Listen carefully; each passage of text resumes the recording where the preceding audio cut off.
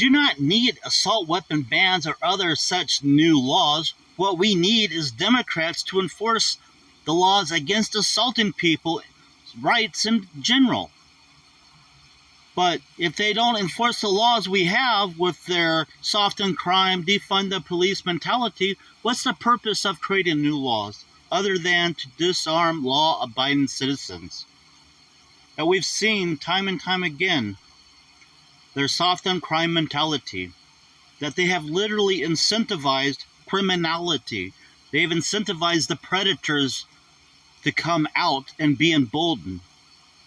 And now they want to declaw and defang the prey to disarm them. How does that make sense?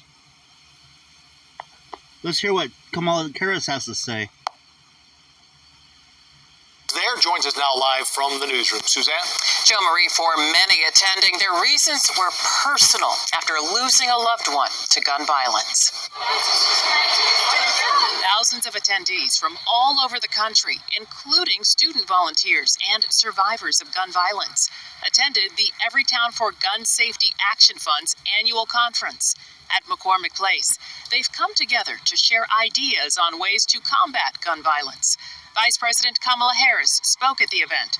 For many attending, the reason for their involvement was very personal. Like Valerie Burgess, her son was murdered in Chicago 10 years ago. That's what compelled me. Murdered in Chicago,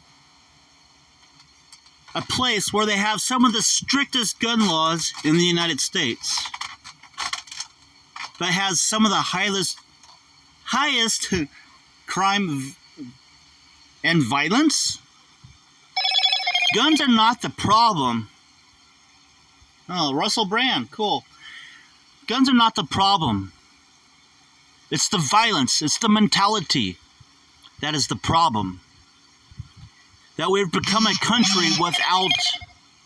Wow, come on. I'm going to turn these things off. We have become a country without morality.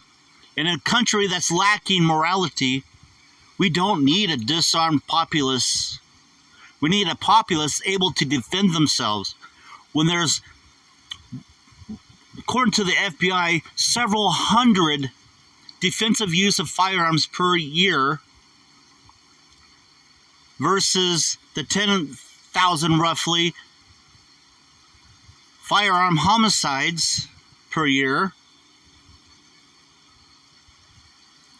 that we would literally disarm the people and make them more easy prey for the predators.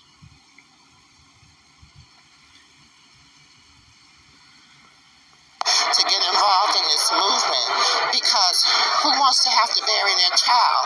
I most certainly didn't anticipate having to do that. I know who's here.